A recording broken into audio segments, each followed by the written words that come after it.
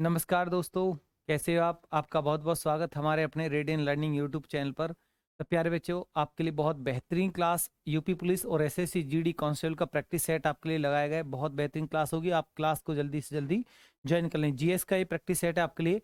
भारत का सबसे बड़ा हॉकी स्टेडियम राउरकेला में निर्मित हो रहा इस स्टेडियम का नाम किस महान व्यक्ति के नाम पर रखा जाएगा? बताइए आप। बहुत बेहतरीन क्वेश्चन है। यह स्टेडियम किस व्यक्ति के नाम से होगा? तो प्यारे बच्चों, आपका आंसर क्या आएगा? कमेंट बॉक्स में टाइपिंग करें बेहतरीन तरीका से। लगाइए आंसर, स्पीड के साथ टाइपिंग करें और आंसर लगाएं कि किस व्यक्ति के नाम से। मेजर ध्यानचंद, प्रगट सिंह, बिरसा मुंडा या महात्मा गांधी? तो बताओ क्या आंसर आएगा प्यारे बच्चों। ओडिशा के राउरकेला। तो आपको पता है कि राउरकेला में स्टील स्टील कारखाना भी है। ठीक है, राउरकेला में स्टील कारखाना भी है। तो यहाँ पर आपका सही जो आंसर है वो बिरसा मुंडा है। क्या है प्यारे बच्चों? बिरसा मुंडा आपको इसमें लगा देना है। ठीक है, चलिए अब नेक्स्ट क्वेश्चन देखते हैं स्क्रीन बोर्ड पर आपके लिए। निम्न में से किस शासक ने जजिया कर को समाप्त किया? चार मुगल बादशाह आपके सामने हैं, तो कौन से मुगल बादशाह ने जजिया कर को समाप्त किया? तो कमेंट बॉक्स में टाइपिंग करें और आंसर लगाएं। जजिया कर समाप्त करने वाला मुगल बादशाह कौन था? अकबर, हुमायूं, जहांगीर या औरंगजेब? कमेंट बॉक्स में टाइपिंग कर दें। बहुत बेहतरीन क्वेश्चन है और बहुत ही अच्छा क्वेश्चन है आपके लिए कि जजिया कर समाप्त करने वाला मुगल बादशाह कौन है। तो प्यारे बच्चों, यहाँ पर आपका सही आंसर अकबर आएगा। क्या आएगा? अकबर ने 1564 ईस्वी में 1564 ईस्वी में 64 ईस्वी में जजिया कर को समाप्त किया था। अब अगर यहीं पे क्वेश्चन देखोगे तो अकबर ने 1562 में दास प्रथा समाप्त की थी। अकबर ने 1562 में दास प्रथा समाप्त, 1563 में तीर्थ यात्रा कर समाप्त। 1563 ईस्वी में तीर्थ यात्रा यात्रा कर समाप्त। ठीक है, नोट कर लीजिए आप इसे, बहुत बेहतरीन पॉइंट है आपके लिए। और हुमायूं की बात करें तो हुमायूं के समय सर्वप्रथम चित्रकारी चित्रकारी का प्रारंभ चित्रकारी का प्रारंभ किसके समय हुआ है? हुमायूं के समय हुआ है।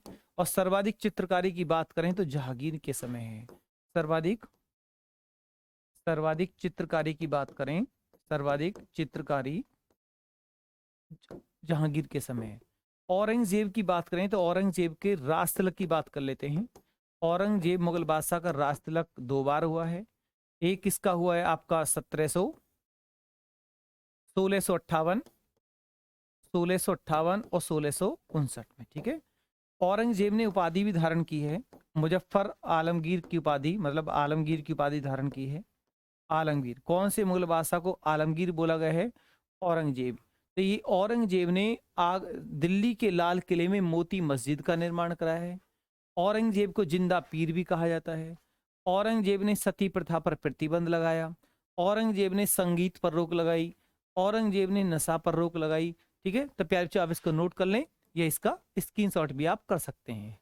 अकबर के राजतिलक की बात करें और जन्म की बात करें तो अकबर का जो जन्म है वो 15 अक्टूबर 1542 अमरकोट अमरकोट के राणा 20 साल के महल में। और अकबर का जो राज तिलक है वो 1556 ईस्वी में हुआ है। पानीपत का सेकंड युद्ध अकबर के समय हुआ है। क्लियर? चलिए नेक्स्ट क्वेश्चन आएगा स्क्रीन बोर्ड पर आपके लिए। रग्बी खेल में एक टीम में खिलाड़ियों की कुल संख्या कितनी होती है? रग्बी खेल में एक टीम में कितने खिलाड़ी होते हैं? 12, 15, 20 या 24? लगाइए आंसर, क्या आंसर आएगा? लगा दीजिए प्यारे बच्चों आंसर। 12, 15, 20, 24। चलिए इसका सही आंसर आपने 15 लगाया, बिल्कुल राइट है। नेक्स्ट क्वेश्चन देखोगे आप। निम्न में से किसने आजाद हिंद फौज की स्थापना की थी? आजाद हिंद फौज की स्थापना किसने की है? बाल गंगाधर तिलक, महात्मा गांधी, सुभाष चंद्र बोस या वल्लभ भाई पटेल? जल्दी से फटाफट आंसर लगाइए, बहुत बढ़िया क्वेश्चन पूछा है मैंने आपसे। बाल गंगाधर आजाद हिंद फौज की स्थापना किसने की है?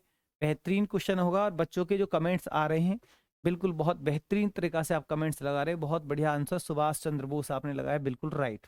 सुभाष चंद्र हो तिलक की बात करें तो इन्होंने होम रूल आंदोलन चलाया है।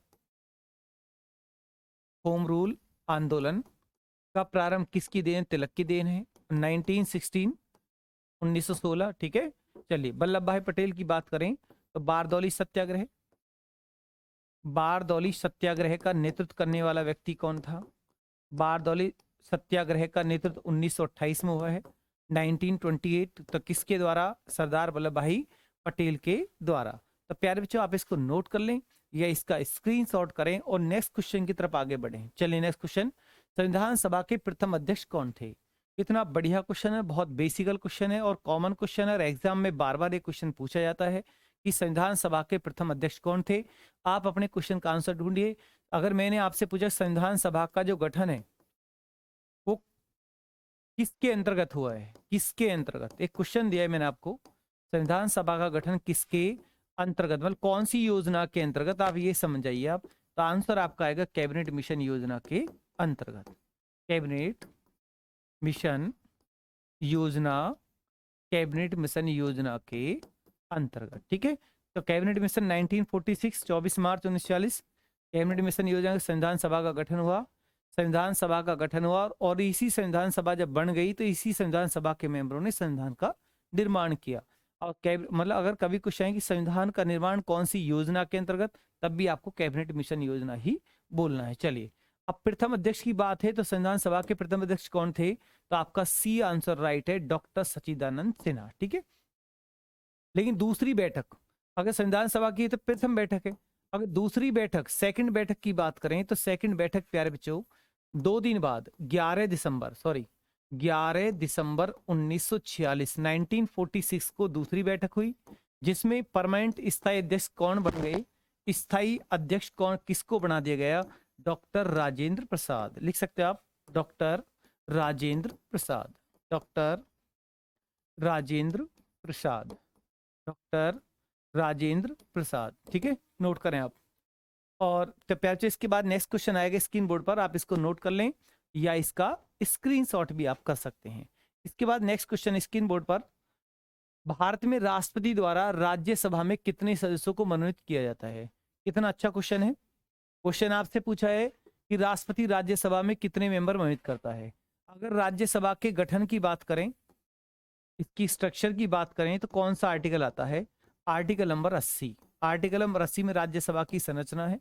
राज्यसभा में मैक्सिमम सदस्यों की बात करें तो मैक्सिमम सदस्य राज्यसभा में कितने हैं? 250। ठीक है, वर्तमान कह के आपसे एग्जाम में पूछा कि राज्यसभा में वर्तमान सदस्य कितने हैं, तो आपको 200 कितने बताने हैं प्यारे? 245 आपको बताने हैं। ठीक है, और वर्तमान निर्वाचित सीट पूछी जाए कि कितनी सीटों पर चुनाव होता है, तो सीटों पर चुनाव की बात कहा जाए तो 233 आपको लगाना है और 12 इसमें से निकल जाते हैं। ठीक है, तो 245 में से 12 गए तो 12 राष्ट्रपति द्वारा मनोनीत होते हैं। कलाम साहित्य क्षेत्र से ये मेंबर लिए जाते हैं, किसी एक सब्जेक्ट में जो एक्सपर्ट होते हैं वो इसमें लिए जाते हैं। आप इसको नोट करें या इसका स्क्रीनशॉट करें। अगर आपको राज्यसभा का चुनाव लड़ना है, मतलब राज्यसभा का सदस्य उम्र कितनी होती है, अगर आपको राज्यसभा का सदस्य बनना है तो कम से कम उम्र कितनी होनी चाहिए? तो 30 वर्ष होनी चाहिए। राज्यसभा के एक मेंबर का कार्यकाल अगर आपसे पूछ लिया जाए तो प्यारे बच्चों आपका आंसर क्या आएगा? फिर आपको 6 वर्ष लगा देना। कितना? 6 वर्ष आपको लगाना है। राज्यसभा के एक मेंबर का कार्यकाल कितना होता है? 6 वर्ष होता है। राज्यसभा अपना में एक स्थायी सदन है जो कभी भंग नहीं होता। राज्यसभा एक अपना में स्थायी सदन है जो कभी भंग नहीं होता। इसके 1/3 सदस्य प्रत्येक 2 वर्ष बाद रिटायर हो जाते हैं, सेवानिवृत्त हो जाते हैं, अवकाश ग्रहण कर लेते हैं। ठीक है, जब 1/3 मेंबर बाहर जाते हैं फिर 1/3 मेंबर अंदर ले लिए जाते हैं। ठीक है, तो इसलिए ये सदन कभी भंग नहीं होता, ये उस सदन है। राज्यसभा के सदस्य का निर्वाचन, राज्यसभा के सदस्य का निर्वाचन किसकी वोटों से होता है? सदस्यों का निर्वाचन किसकी वोटों से होता है? मतलब सीधा सीधा है, राज्यसभा के मेंबर के लिए वोटिंग कौन करता है? क्वेश्चन ये है, आप कमेंट्स में एक बार टाइपिंग कर दें कि राज्यसभा के सदस्य के लिए वोट कौन डालता है, राज्यसभा के निर्वाचन में कौन शामिल होता है। आपका आंसर क्या आएगा? एक बार कमेंट्स में लिखे तो जरा, क्या आंसर आएगा प्यारे बच्चों? राज्यसभा के सदस्यों का निर्वाचन किसकी सीट, किसके वोटों से होता है, कौन शामिल होता है इनके चुनाव में, तो आपका आंसर क्या आएगा? आंसर लगाइए प्यारे बच्चों, इंतजार है मुझे आपके आंसर का। तो यहाँ पर आपका सही आंसर अगर, चलिए बहुत बढ़िया, चलिए यहाँ पर आपको लगाना है विधानसभा के सदस्यों द्वारा, विधानसभा के सदस्यों द्वारा, विधानसभा के सदस्यों द्वारा, ये आपको इस तरीका से लिख देना है। ठीक है, चलिए इसके बाद नेक्स्ट क्वेश्चन है, पहले आप इसको नोट कर लें या आप इसका स्क्रीनशॉट भी आप कर सकते हैं। नेक्स्ट क्वेश्चन आएगा इसके बाद, निम्न में से कौन सा लोक जनजातीय नृत्य कर्नाटक से संबंधित है? कर्नाटक से कौन सा संबंधित है? तो आपका आंसर क्या आएगा? बेहतरीन क्वेश्चन है प्यारे बच्चों, आपका आंसर क्या आएगा? कमेंट बॉक्स में एक बार टाइपिंग कर दें, स्पीड के साथ टाइपिंग करें। पर कर्नाटक से कौन सा लोक नृत्य संबंधित है? तो यहाँ पर यक्ष ज्ञान आपको लगा देना है। यक्ष ज्ञान आपके लिए मोस्ट वेरी इंपॉर्टेंट और एग्जाम में बार बार पूछा गया है। चलिए नेक्स्ट क्वेश्चन, संवैधानिक उपचारों का अधिकार निम्न में से किसके अंतर्गत में आता है? संवैधानिक जो उपचारों के अधिकार हैं, जिसमें आपके संविधान मतलब मूल अधिकारों की रक्षा हो रही है, तो मूल अधिकारों का संरक्षण का प्रावधान यहाँ पर है। तो संवैधानिक उपचार के जो अधिकार हैं, क्या वो मूल अधिकार में आते हैं, प्राकृतिक अधिकार में आते हैं, संवैधानिक अधिकार में आते हैं, कानूनी अधिकार में आते हैं? तो आपका आंसर क्या आएगा? कमेंट बॉक्स में एक बार टाइपिंग कर दे स्पीड के साथ।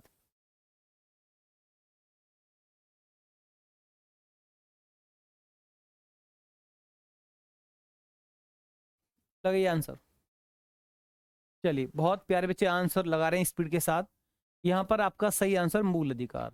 अब मूल अधिकार के बारे में आपको पता है कि मूल अधिकार आर्टिकल नंबर, अगर आप मूल अधिकार का आर्टिकल आपसे पूछा है तो 12 से 35 आपको लगाना है।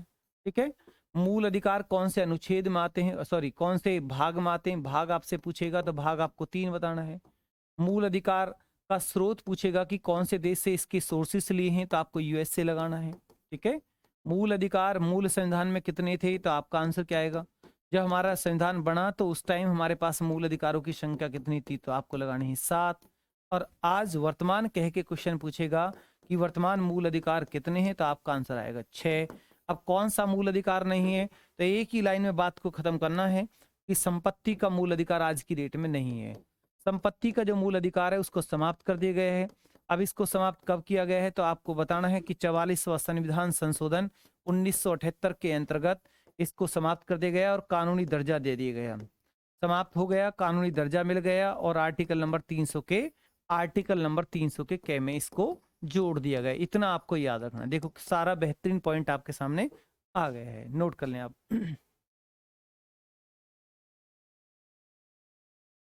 नोट करें प्यारे बच्चों।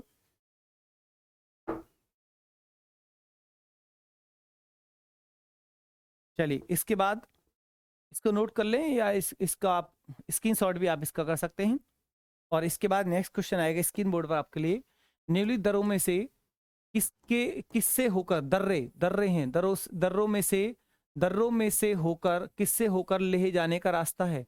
बताइए, बनिहाल, चुंबी घाटी, बनिहाल, चुंबी घाटी, सिपकिला दर्रा या जोजिला दर्रा?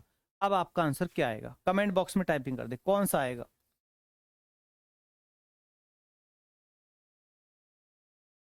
लगाइए आंसर।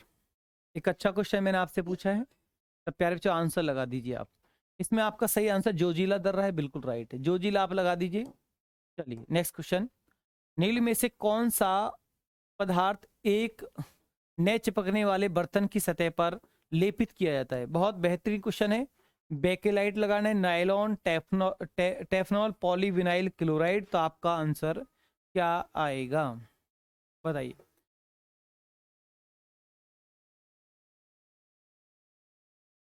लगा दीजिए आंसर। क्या क्वेश्चन का आंसर आएगा प्यारे बच्चों? चलिए इसका सही आंसर टेफनॉल, सी ऑप्शन टेफनॉल आपको लगाना है। सी आंसर बिल्कुल राइट। कुचिपुड़ी डांस नृत्य रूप का विकास निम्नलिखित में से मूलतः किस राज्य में हुआ है? ओडिशा में, उत्तर प्रदेश, आंध्र प्रदेश या केरला? बताइए क्या आंसर आएगा।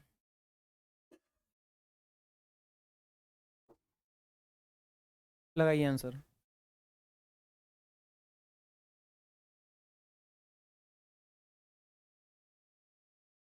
चलिए बहुत बढ़िया, आंध्र प्रदेश बिल्कुल राइट। नेक्स्ट क्वेश्चन, निम्न में से किसे निकट दृष्टि दोष के रूप में जाना जाता है? निकट दृष्टि दोष के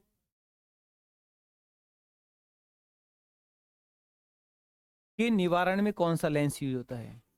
निवारण लेंस पूछेगा तो आपको क्या लगाना है? अवतल लगाना है, अवतल। निकट दृष्टि दोष में दोष कैसा होता है? निकट दृष्टि दोष में अगर देखा जाए मतलब बीमारी में ऐसा क्या फील होता है, तो इसमें पास की वस्तु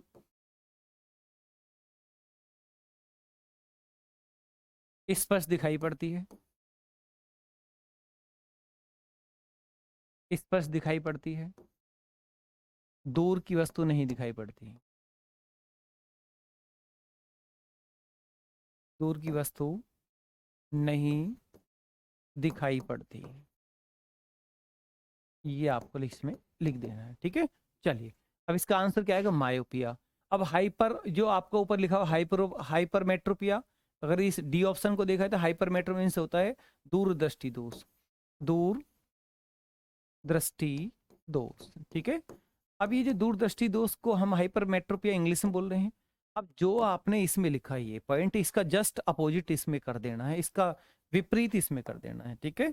अब आपके दोनों ही कंसेप्ट क्लियर हो गए हैं। अब इसमें आप इसका विपरीत कर दीजिए, ये इसका पूरा विपरीत आ जाएगा, देख लीजिए आप। दोनों ही कंसेप्ट आपके क्लियर हुए।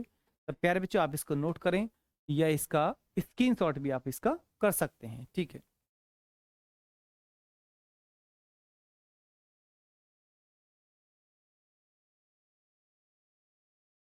चलिए इसके बाद नेक्स्ट क्वेश्चन स्क्रीन बोर्ड पर। भारत में सभी राष्ट्रीयकृत वाणिज्य बैंकों में बचत खातों पर दी जाने वाली ब्याज दरें निम्न में किसके द्वारा निर्धारित की जाती है? भारतीय बैंक संघ द्वारा, केंद्रीय वित्त आयोग द्वारा, केंद्रीय वित्त मंत्रालय द्वारा, या उपयुक्त में से कोई नहीं। तो आपका आंसर क्या आएगा बताइए?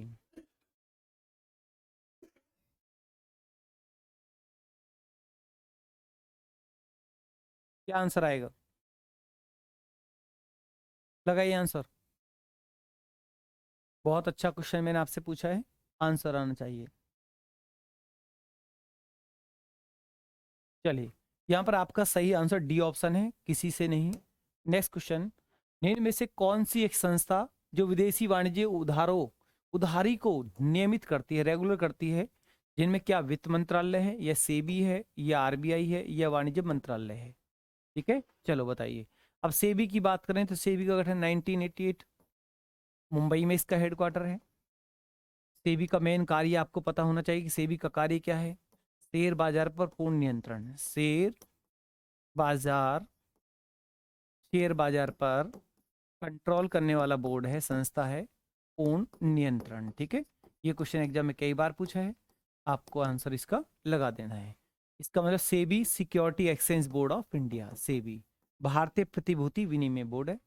आरबीआई आपके क्वेश्चन का सही आंसर था।